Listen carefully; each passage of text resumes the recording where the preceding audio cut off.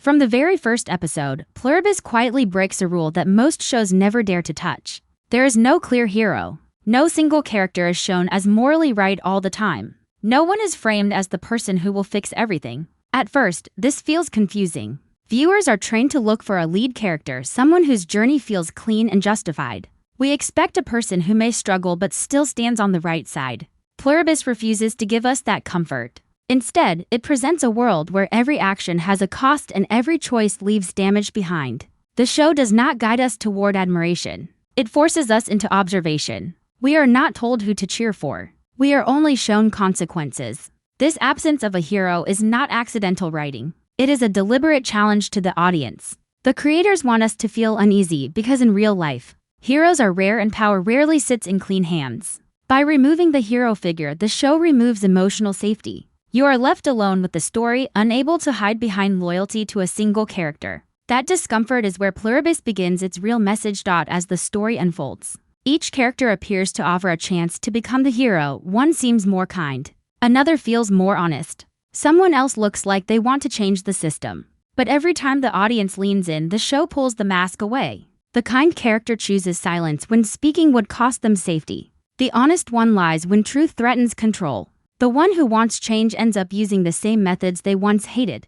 This pattern repeats again and again. Pluribus shows that people are shaped by fear, pressure, and survival more than ideals. There is no clean line where good people stay good. The show slowly trains the viewer to stop asking who is right and start asking why did they do this. That shift is important. Heroes usually stand above the system. In Pluribus, everyone is trapped inside it. Even when characters try to do something good, their actions still harm someone else. The show is saying something uncomfortable but honest: morality does not survive untouched in a broken system. And as long as the system stays powerful, no true hero can exist inside it. Another reason there is no hero in Pluribus is because power replaces morality. At every level of the story, decisions are not made based on what is right. They are made based on what keeps control, safety, or influence intact. Characters do not ask, "Is this good?"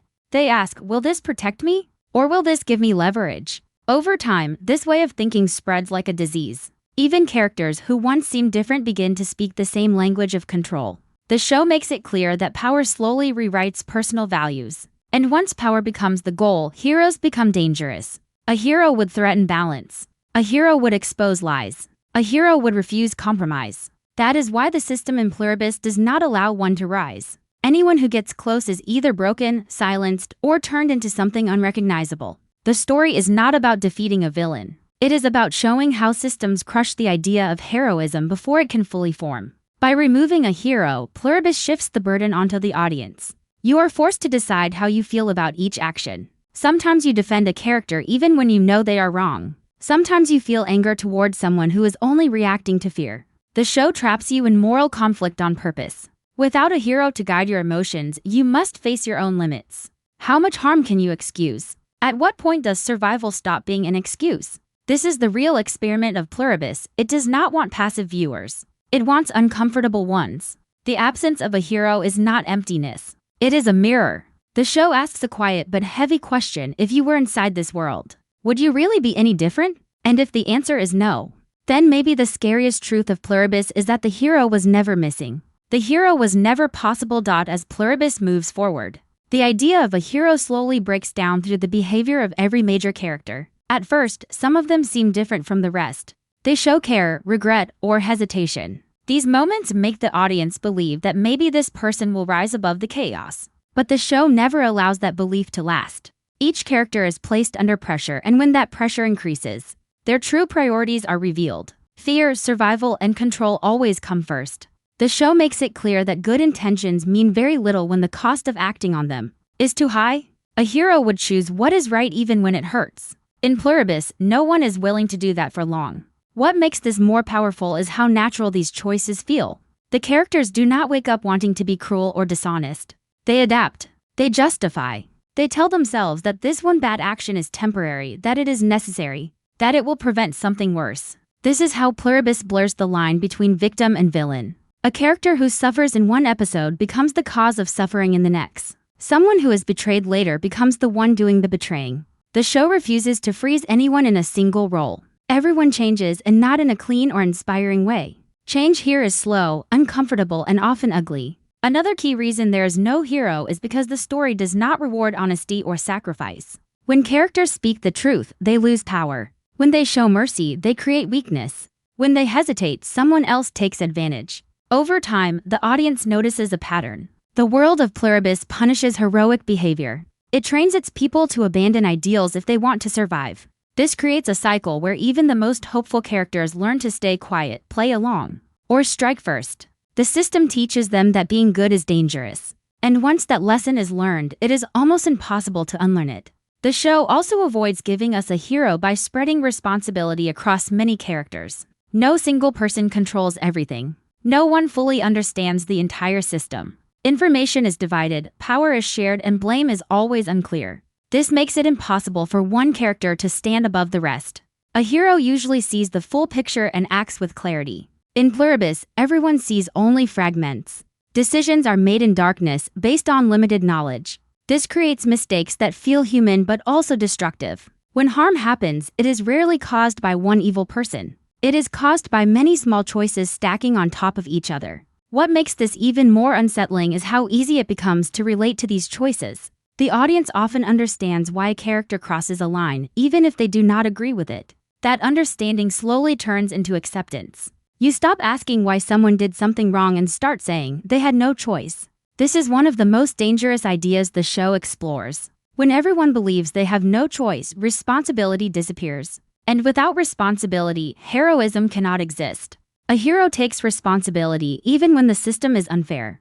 Pluribus shows a world where responsibility is always pushed onto someone else. By the end of this section of the story, it becomes clear that the lack of a hero is not a gap waiting to be filled. It is the natural result of the world the show has built. A world where power demands compromise, survival demands silence, and fear shapes every decision cannot produce a hero. It can only produce people trying to last one more day. And that is exactly what Pluribus wants us to see. In Pluribus, power is not just something characters want.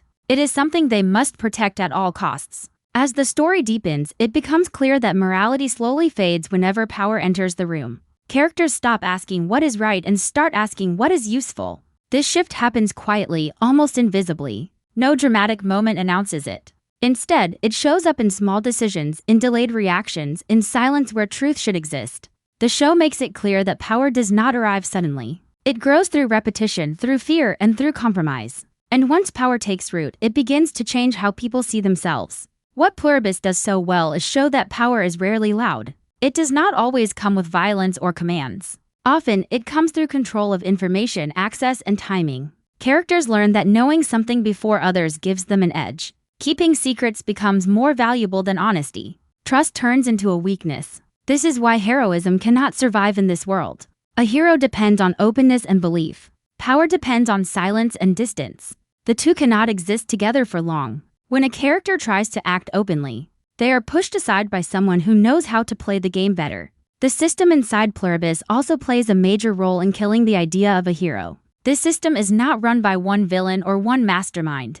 It is a network of rules, expectations, and unspoken agreements. Everyone benefits from it in some way, even if they claim to hate it. When characters challenge the system, they quickly realize that removing one piece changes nothing. Another piece fills the space. This creates a feeling of helplessness that spreads across the story. A hero usually fights a clear enemy. In Pluribus, the enemy is everywhere and nowhere at the same time. You cannot defeat it with courage alone.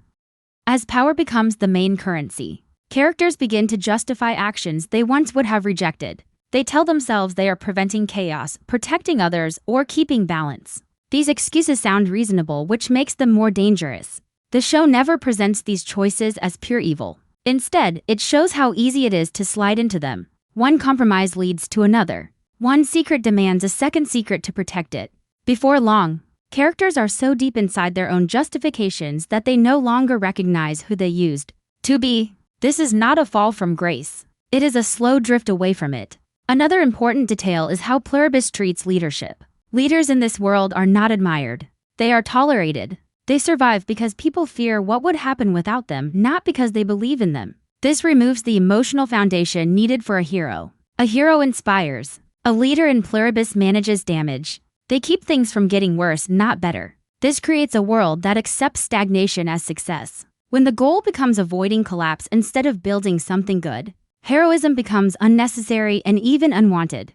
By focusing on power instead of morality, Pluribus shows that the absence of a hero is not a storytelling trick. It is a consequence. In a world where control matters more than truth, where survival matters more than justice, and where systems protect themselves above all else, a hero would be a threat. Not because they are weak, but because they are honest. And honesty is the most dangerous thing in a world built on power. As power becomes the main currency, characters begin to justify actions they once would have rejected. They tell themselves they are preventing chaos, protecting others, or keeping balance. These excuses sound reasonable, which makes them more dangerous. The show never presents these choices as pure evil. Instead, it shows how easy it is to slide into them. One compromise leads to another. One secret demands a second secret to protect it. Before long, characters are so deep inside their own justifications that they no longer recognize who they used to be. This is not a fall from grace. It is a slow drift away from it. Another important detail is how Pluribus treats leadership. Leaders in this world are not admired. They are tolerated. They survive because people fear what would happen without them, not because they believe in them. This removes the emotional foundation needed for a hero. A hero inspires. A leader in Pluribus manages damage. They keep things from getting worse, not better. This creates a world that accepts stagnation as success. When the goal becomes avoiding collapse instead of building something good, heroism becomes unnecessary and even unwanted. By focusing on power instead of morality, Pluribus shows that the absence of a hero is not a storytelling trick. It is a consequence. In a world where control matters more than truth, where survival matters more than justice, and where systems protect themselves above all else, a hero would be a threat. Not because they are weak, but because they are honest. And honesty is the most dangerous thing in a world built on power. By this point in Pluribus, it becomes clear that the absence of a hero is not a flaw in the story. It is the message. The show does not simply fail to give us a savior. It actively removes the conditions that would allow one to exist. Heroes depend on clear values, shared beliefs, and a sense that sacrifice will matter. In Pluribus, none of these things are stable. Values shift based on need. Beliefs are shaped by fear. Sacrifice is often forgotten or used by others for their own gain. In a world like this, heroism has no place to stand. One of the most important ideas the show explores is how the concept of a hero can actually be harmful. Heroes simplify complex problems. They turn systems into personal battles and reduce deep issues into one person's victory or failure. Pluribus refuses to do that. It shows that the real damage does not come from one villain or one bad decision. It comes from many people making small choices that protect themselves while slowly harming others. A hero would distract from that truth. By focusing on a single figure, the audience might miss how responsibility is spread across everyone. The title Pluribus itself hints at this philosophy. It suggests many voices, many truths, and many versions of right and wrong existing at the same time. The show reflects this by refusing to crown one perspective as the correct one. Every character believes they are acting for a reason that makes sense to them. Even when those reasons conflict, the show does not rank them. This creates a world where meaning is shared, not owned. A hero would claim moral ownership. Pluribus rejects that idea completely. Another reason the show avoids a hero is because it wants to reflect real life more than fiction. In reality, change rarely comes from one person standing up at the perfect moment. It comes from slow shifts, uncomfortable conversations, and often from people who never get credit. The show strips away the fantasy that one brave act can fix everything. Instead, it shows how systems resist change and absorb resistance. Anyone who tries to act alone is either overwhelmed or turned into part of the structure they once opposed. This is not pessimism. It is honesty. The show also challenges the audience's desire for emotional reward. Heroes usually give closure. They allow stories to end with meaning and relief. Pluribus avoids that satisfaction. Even moments that feel like progress are followed by loss or compromise. This constant tension keeps the story grounded. It reminds the viewer that stability is temporary and that every solution creates new problems. By refusing to offer a hero, the show refuses to lie about how messy change really is. In the end, Pluribus is not asking who the hero is. It is asking why we need one so badly. Why do we look for someone else to carry the weight of responsibility? Why do we trust symbols more than systems? The show suggests that waiting for a hero is a way of avoiding hard truths. There is no hero because there is no single truth. There is only a shared reality built by many choices, and no one is innocent inside it.